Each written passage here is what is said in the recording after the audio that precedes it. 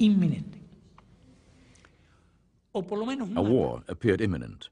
A first strike might take place at any time. I said to myself, if Cuba is in such an unfortunate war, we will disappear from the map. Nosotros vamos a desaparecer del mapa.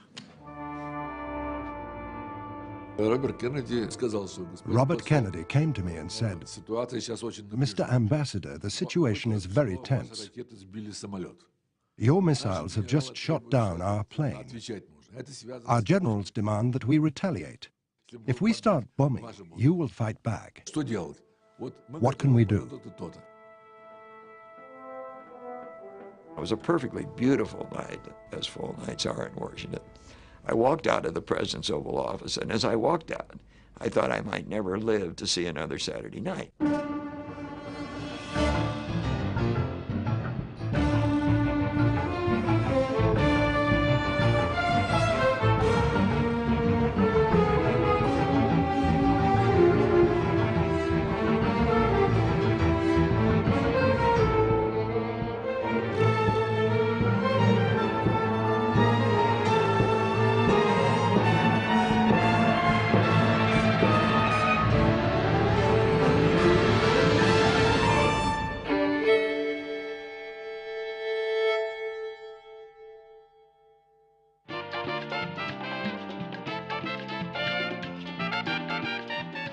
Throughout the 1940s and 50s, the Caribbean island of Cuba had been America's playground. Beaches, booze, and casinos. Havana had it all.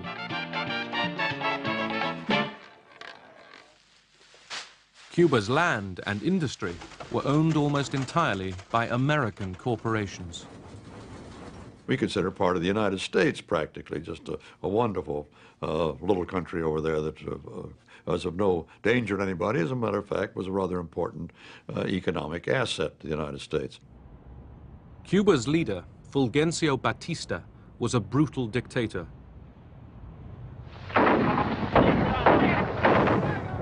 His people were turning against him.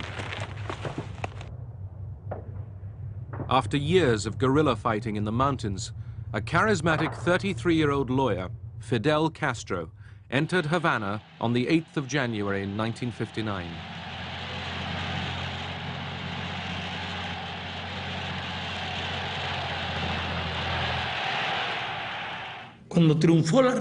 The triumph of the revolution was an example of order. There was no looting. No one was dragged along the streets.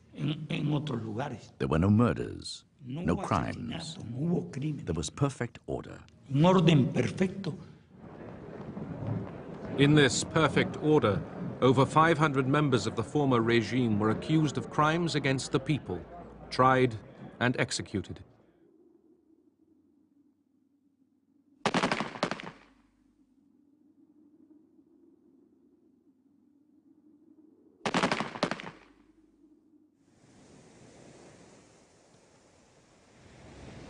Fearing the rise of a new dictator, thousands fled to exile in the United States. But to most people, Castro was a hero. La revolución prometió empleo a la población. The revolution promised to provide jobs for the people. It promised honesty in the administration, which had never existed in Cuba. There were health programs which had never existed before. Education programs which had never existed before. Most important of all, Castro nationalized millions of acres of land held by American companies and gave it to the people.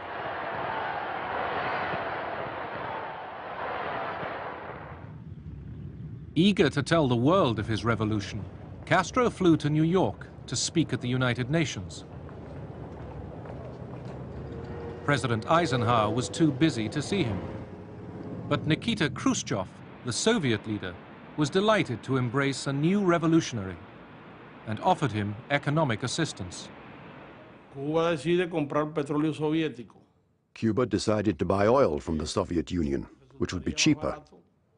The country could also get credit from the Soviet Union, who were willing to help us. But the American companies refused to refine the oil. With nowhere to refine the Soviet oil, Castro was faced with economic disaster. He sent in his militia and took over the foreign refineries in Cuba.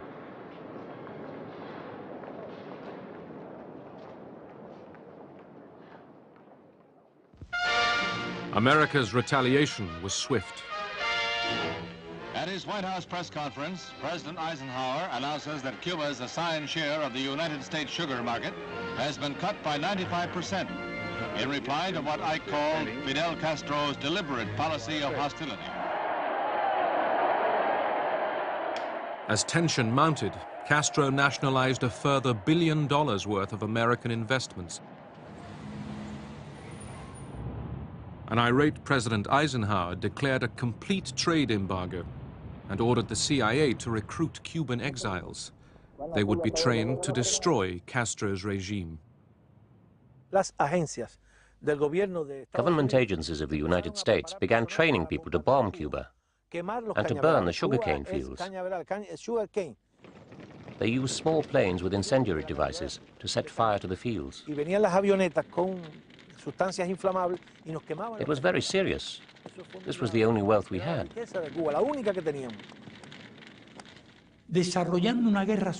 They carried out a dirty war against our country.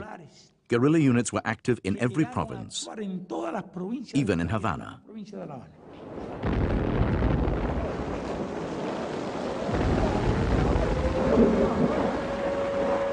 Over 100 people died when La Cubra, a freighter unloading arms and ammunition from Belgium, exploded in Havana harbor. CIA sabotage was suspected, but never proved. Castro turned to the Soviet Union for help. Perhaps he might have taken a different line had the Americans been more mild towards him than they actually were. The Cold War was in its full bloom, so whatever was unpleasant to the Americans was welcomed in this country, and vice versa, I would say.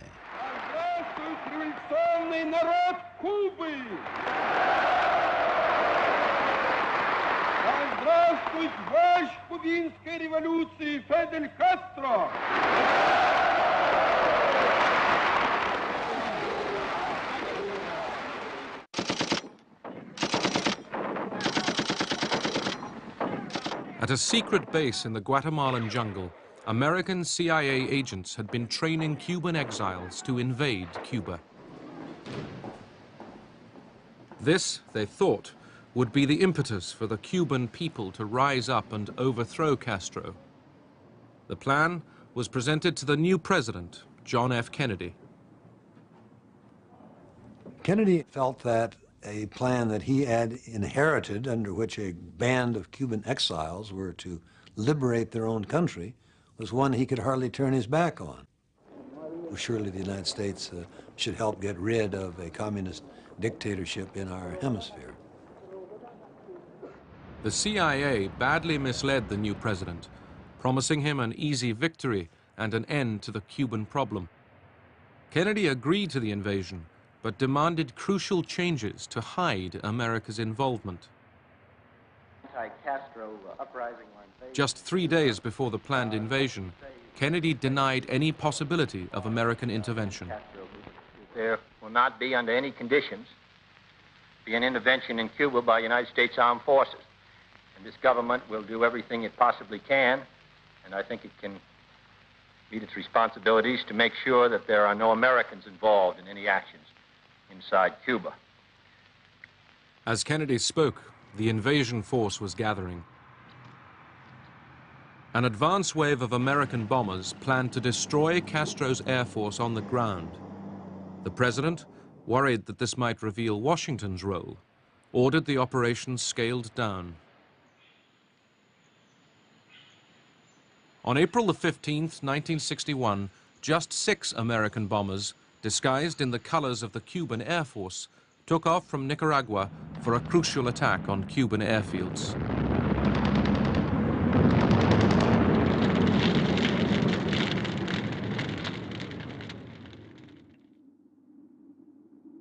But with so few bombers, only 3 Cuban planes were destroyed. 7 civilians were killed.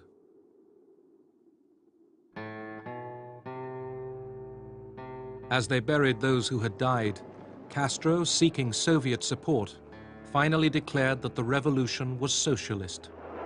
Porque lo que no pueden perdonarnos los imperialistas es que estemos aquí y que hayamos hecho una revolución socialista en las propias narices de los Estados Unidos.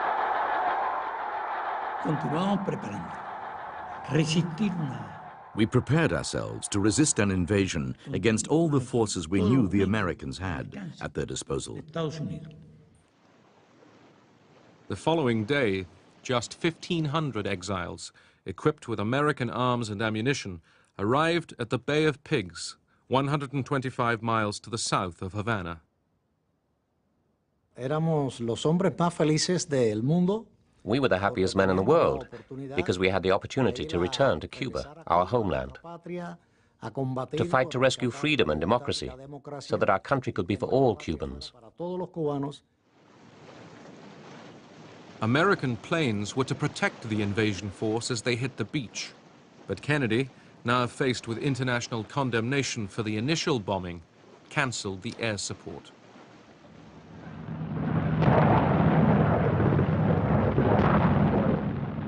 Castro's remaining air force quickly destroyed the ships carrying vital ammunition supplies. Mistakenly believing that this was a full-scale American invasion, Cuba mobilized all its forces. Los peores momentos eran los iniciales, cuando teníamos poca información. The worst moments were at the beginning. We didn't have much information about the enemy. We didn't know if they were 1,000, 3,000 or 10,000. We didn't know what types of weapons they might have.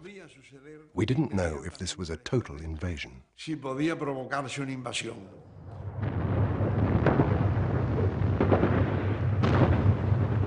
Without American air support or resupply, the invasion force was outnumbered and outgunned.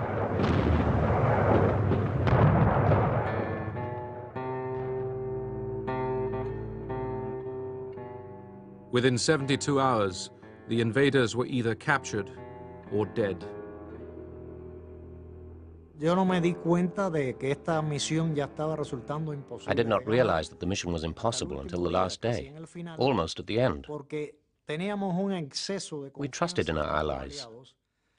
We never thought they would forsake us or abandon us. We didn't think that they could betray the commitment they had with us. Jack Kennedy was devastated by the fiasco at the Bay of Pigs, and he said it was a fiasco. He was not accustomed to failure in politics or in life. And he was more distraught than I'd ever seen him. How could I have been so stupid, he said. Castro had survived and humiliated Kennedy. The CIA was told to think again. Our job was to start to come up with new plans, not a Bay of Pigs type plans, but new plans to, quote, get rid of Castro and the Castro regime, unquote. Everything was suggested, from assassination to spraying LSD into a television studio to make it seem as if Fidel had gone mad. Whatever they tried, Castro took in his stride. More secure within his own country, he sought to export revolution to the rest of Latin America. Alarmed by this prospect, America kept up the pressure on Castro. In the spring of 1962, a practice invasion of a Caribbean island was mounted by 40,000 American Marines. We did that purposely to make Castro pay more attention to that than causing trouble in Latin and Central America. But the Cubans and the Russians, they told us later, believed that the United States really did intend to attack Cuba, and therefore Castro kept saying, I need some help. Castro's pleas inspired the Soviet leader Khrushchev to make a daring offer. He had boasted to the world of Russia's nuclear strength, but in reality, he knew just how limited his long-range missile force really was. But he did have medium-range nuclear missiles. From the territory of the Soviet Union, they couldn't possibly reach the territory of the USA. But deployed on Cuba, they would become strategic nuclear weapons. That meant, in practical terms, we had a chance to narrow the differences between our forces.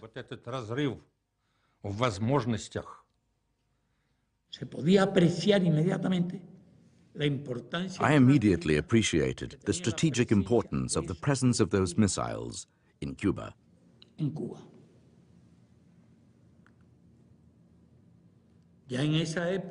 By that time, the Americans had already transported similar missiles to Turkey.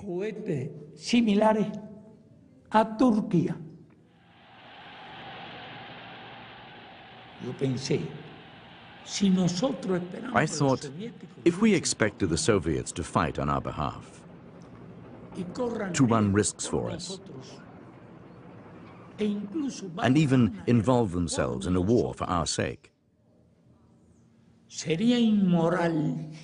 it would be immoral and cowardly on our part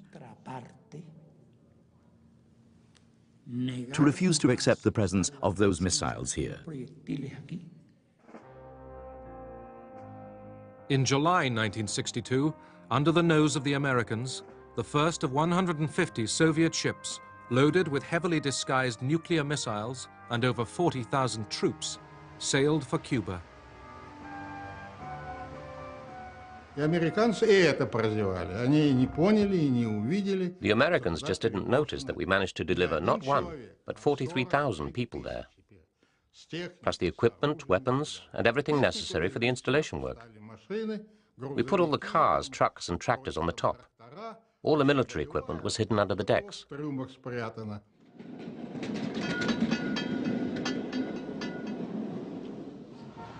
CIA agents in Cuba reported that Russian troops and missile trailers had been seen in the streets of Havana.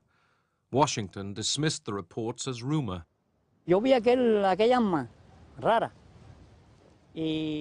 I saw those weird weapons, and then I said to my friend Pablo, Pablo, how powerful are these weird weapons? And he answered, these are nuclear missiles. So I thought, oh, really powerful. They just put them here, out in the open.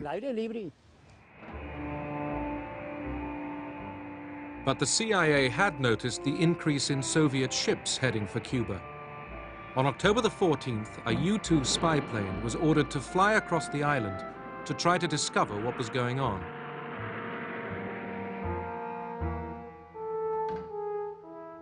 The next morning, the Photographic Interpretation Center in Washington started analyzing the pictures that the U-2 had taken.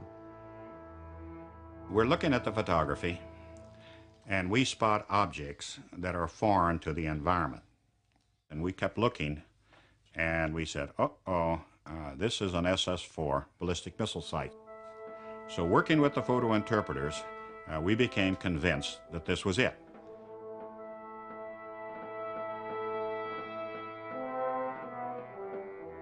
The Soviets had never put any nuclear weapons outside the Soviet borders. And we didn't think they'd do it, you know. Well, the truth of the matter is it never dawned on us that they would take that kind of risk. At 8:45 a.m. on October the 16th, the CIA informed Kennedy that without any doubt there were Soviet missiles in Cuba. The president called his advisors to the White House. We didn't spend a great deal of time wondering why the Soviets were doing this, because why they had done it, for whatever reason they had done it in a surreptitious way, lying to the United States through a variety of messages and messengers that they were only putting defensive weapons into Cuba, and those weapons constituted a clear and present danger to our security. The missiles in Cuba made the Americans more vulnerable than ever before. The Russians were so close, they could strike without warning. The first strike would have knocked out all the American air bases, bomber bases, all the American missile bases, and all American cities except Seattle, which was out of their range. But Washington, D.C., New York City, Dallas would have all gone under the hammer. We talked about the possibility of an airstrike, which was at one time or another almost everybody's first choice upon first thought, to knock out the missiles. We talked about an invasion of Cuba, which was always the preferred choice of the right wing, go in and take Cuba away from Castro and rid the island of communism while at the same time getting rid of these missiles. A diplomatic approach, either bilaterally or through the United Nations. A blockade or quarantine, as it later came to be called. No decision was made at that first meeting, but if a vote had been taken there, airstrike was probably number one on everybody's list. Robert Kennedy, the president's brother and closest advisor, became concerned that if America's might was used without warning against a small island, world opinion would turn against them.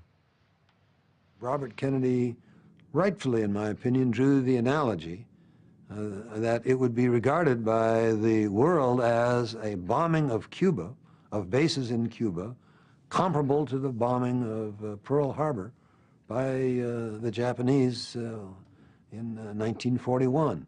And he said, I don't think I want my brother to become another Tojo. As the arguments continued, the Soviet foreign minister, Andrei Gromyko, and the Soviet ambassador, Anatoly Dobrynin, kept a long-standing engagement at the White House. The president raised the question of the increasing tension between our two countries in connection with the Soviet deliveries of weapons. The president said, "We're worried about it because it's connected with our own safety and security." Gromyko told him, just as I was told to say, that all our deliveries, Mr. President, are of a defensive nature. If you don't intend to invade Cuba, you shouldn't worry, because all the weapons are defensive. It was a clear intent to deceive. If the U.S. were not to respond to Soviet deception, how would this influence the attitude of our NATO allies? How would they view the U.S. guarantee of their security? And how would it influence the future behavior of the Soviet Union? If they got by with deception once, couldn't they do it again? For the next 2 days, Kennedy stayed away, keeping up with a congressional election campaign. In Washington, his advisors tried to come up with a solution. There were no good solutions. Every solution was full of holes and risks. It was the only time during my 3 years in the White House that I would wake up in the middle of the night agonizing over what was the right approach, what would work, what would not blow up the world. A conclusion was reached, not to bomb, but to blockade. The Navy would stop and search all ships heading for Cuba. They called it a quarantine. It was believed that the quarantine would convey to Khrushchev the determination of the president to see that those missiles were removed without stimulating a military response. But in case the quarantine didn't work, preparations were made for airstrikes, and a massive American invasion force was made ready. President Kennedy was in Chicago. Now he was needed in Washington. The press were growing suspicious. I was called by President Kennedy at 8 o'clock in the morning, and he said, "Come to my room." And he still had his bathrobe on, and he said, "Here's something I'm writing for you. You're going to hold a press conference to announce it." The Assistant White House Physician, Dr. George Berkeley, noticed that the president's voice was very husky. This morning, when he examined the president, he found the president had developed a slight temperature and that he was suffering from a minor upper respiratory ailment. The president therefore canceled his schedule for the rest of today and tomorrow and has returned to Washington and the White House. About halfway to Washington, I suddenly found myself alone with Kennedy in the front part of the airplane. I said, Mr. President, you're not sick. What the hell's going on? He said to me, you're going to find out as soon as you land in Washington and then grab your balls. Good morning, everyone. An unusual flurry of top-secret military and diplomatic activity over the weekend has Washington guessing today that a major move in American foreign policy may be imminent. The speculation centers on the Caribbean and possible action against Cuba. That afternoon, the Soviet ambassador was called to an urgent meeting with Secretary of State Dean Rusk. Rusk said, "You are delivering missiles to Cuba. We have aerial reconnaissance photographs. This is a threat to our security, and we cannot possibly allow it. In 1 hour's time, at 7 p.m., the President will make a radio and television appeal to the American people, where he will describe the situation. At the same time, he wants you to pass the message on to Khrushchev."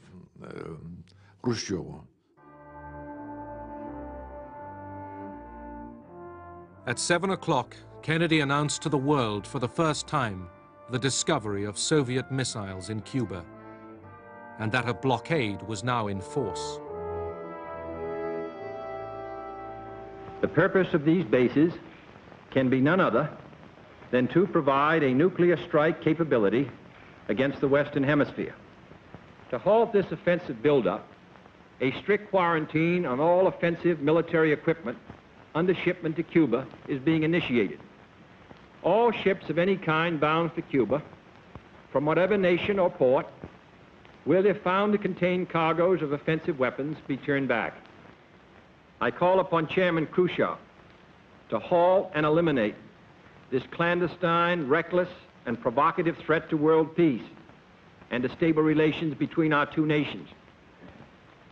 He has an opportunity now to move the world back from the abyss of destruction. The first response from Moscow came the next morning. Khrushchev was not going to back down.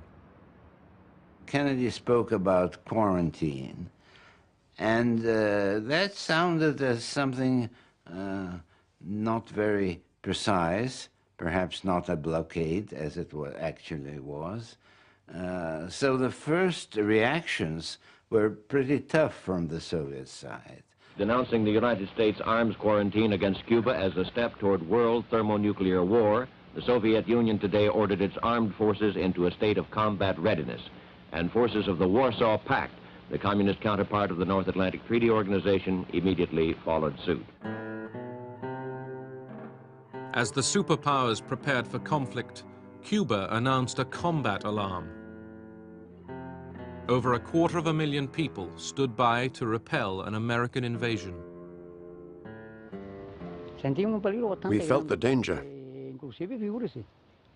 This was war. The country could be invaded at any time by the Americans. If they invaded our country, I was convinced it would create the grave risk of the U.S. taking the second step of carrying out a nuclear airstrike against the Soviet Union.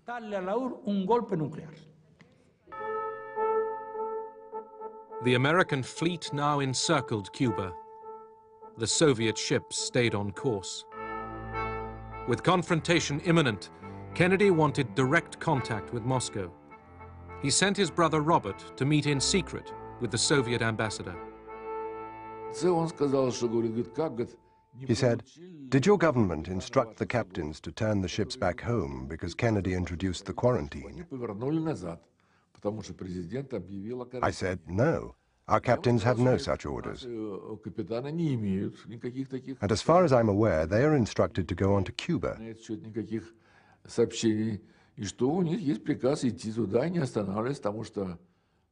According to international law, you have no right to stop our ships in the open sea. You cannot draw an imaginary line which cannot be crossed. It is against the law. He replied, "Well then, I don't know where we are heading." The Pentagon says the United States is ready to sink every communist bloc ship headed for Cuba which refuses to stop and be searched under the blockade. Further, force will be used if necessary to stop and search any ship of any nation bound for Cuba. I think that was the moment that really was the heart stopper. I recall being in the newsroom, just waiting for that next bulletin and almost literally trying to type with my fingers crossed. Let's check over at the Pentagon with Charles von Fremd on that. Chuck, is there any late information about the position of those Soviet ships or what might be happening to them? Walter, we haven't heard a word for several hours now as to when the confrontation between U.S. vessels and the Soviet ships will come about. Nerves were being stretched to breaking point. People tried to prepare for a possible nuclear holocaust. A wave of panic buying swept across America. We have a utility room where the furnaces are, and we wondered whether we could make that into a bomb shelter of some form. We were learning for the first time the time that we would have after the explosion before the fumes, the killing fumes, killing heat and so forth would reach us. The Soviet leaders had tried to keep the crisis from their people, but the news was getting out.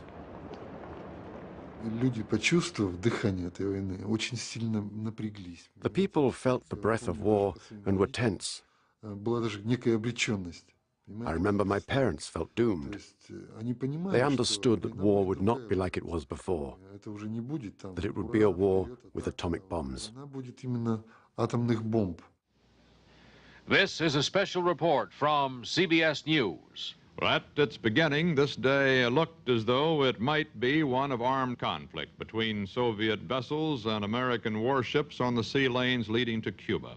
But there has been no confrontation as far as we know, and some hope has been generated by suggestions of negotiation. Almost at the last moment, the missile ships appeared to have slowed down or altered course.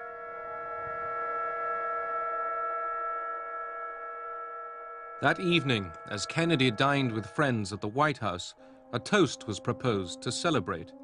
Kennedy declined. The game, he said, was hardly over. At 9:24 p.m., the State Department received a letter from Khrushchev for the president.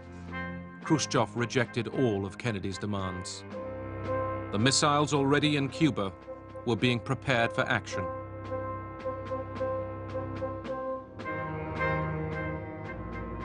For the first time in its history, America's Strategic Air Command moved to Defense Condition 2. The next step, DEFCON 1, would be war.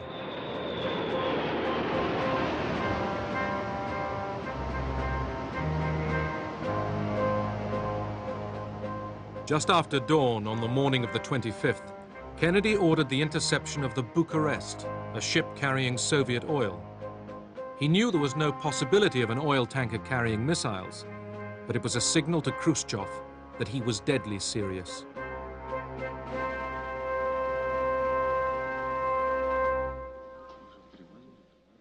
That afternoon at the United Nations, Adlai Stevenson confronted his Soviet counterpart, Ambassador Zorin. All right, sir. Let me ask you one simple question.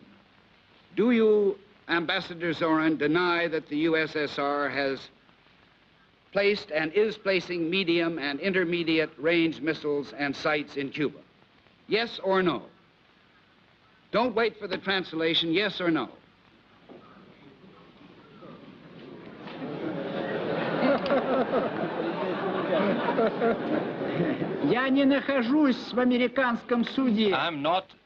I am not in an American courtroom, sir, and therefore I do not wish to answer a question that is put to me in the fashion in which a prosecutor does. In due course, sir, you will have your reply. You're in a court of world opinion right now, and you can answer yes or no. You have denied that they exist. I want to know if I've understood you correctly.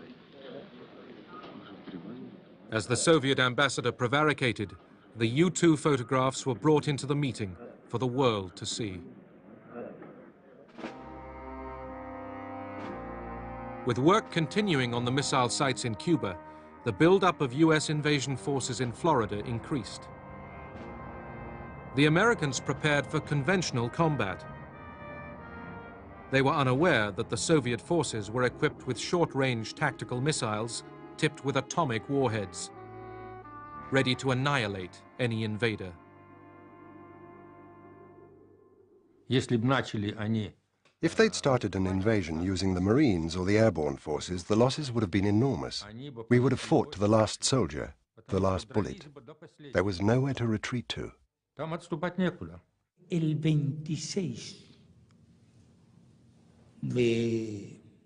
the 26th of October, at a meeting with the Soviet military commander, I was informed about the state of the missiles. He told me, the air regiment is ready. The surface-to-air missiles are ready. The tactical nuclear missile unit is ready. Missiles ready.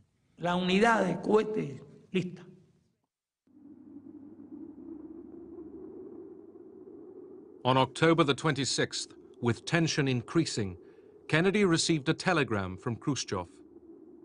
The most important paragraph in it is, Mr. President, Mr. Kennedy, you and I are like two men pulling on a rope with a knot in the middle. The harder we pull, the tighter the knot until it will have to be cut with a sword. Why don't we both let up the pressure and maybe we can untie the knot? Khrushchev went on to offer that if the United States declared that they wouldn't invade Cuba, the necessity of the presence of our military specialists in Cuba will disappear. At last, it looked as if cooler heads were prevailing. The next morning, everything changed. Khrushchev tried to push for a better deal. He demanded a trade, his missiles in Cuba for US missiles in Turkey. Khrushchev thought that if the withdrawal from Turkey could be incorporated in a general agreement between the two sides, that would look very good for the Soviet Union. Much even better than a simple decision by the United States not to attack Cuba. President Kennedy was prepared to take the American missiles out of Turkey. But they were part of America's contribution to NATO, and he could offer Khrushchev no promises. As Kennedy considered the options, he received news that the crisis had escalated again. In continued American reconnaissance, a U-2 spy plane overflew a Soviet anti-aircraft site in the east of Cuba. This time, the Soviet commander gave the order to launch a surface-to-air missile against it. The division commander, Lieutenant Colonel Gorchakov, was given the order to liquidate the target.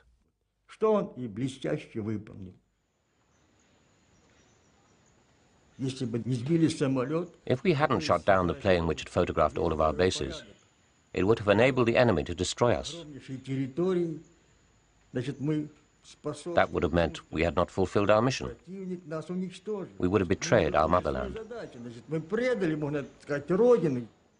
The kind of standby plan was if a U-2 was shot down, we would immediately bomb that SAM site out of existence. President Kennedy canceled that order. He said, don't bomb that anti-aircraft site. I want time to exchange with Khrushchev. A war appeared imminent. A first strike might take place at any time. I said to myself, If Cuba is in such an unfortunate war, we will disappear from the map. Nosotros vamos a desaparecer del mapa. Castro sent a message to Khrushchev. He said a US attack was just hours away, and once launched, the Soviet Union should retaliate immediately with an annihilating strike. In Washington, Kennedy was still trying to avoid a world war. Bobby Kennedy had this brilliant idea. He said, let's pick out of the Khrushchev cable the things we like and pretend that the rest isn't there. Jack Kennedy and Bobby Kennedy crafted this answer to Khrushchev that did just that. It ignored the shoot down of the U-2. It ignored the broadcast from Moscow that was very hawkish, you know, et cetera, et cetera, et cetera. And just, we said, we understand what you were proposing, and then we listed the things we liked. There was little confidence that this ploy would work. Plans for the invasion continued. The tension on Saturday night was extraordinary because it was going to be the meeting where we were going to decide what time the next day we were going to invade Cuba, or was it going to be later, where were we going to be bombing those areas. And Kennedy started the meeting by saying, listen, all of you have not been home for at least 6-7 days. I want all of you to go home tonight, come back tomorrow morning, Sunday morning, and we'll make the decision Sunday morning. They left the White House fearful that America could soon be engulfed in a nuclear war, a war that once started might be impossible to stop. It was a perfectly beautiful night, as full nights are in Washington. I walked out of the President's Oval Office, and as I walked out, I thought I might never live to see another Saturday night. Kennedy sent his brother to another meeting with the Soviet ambassador.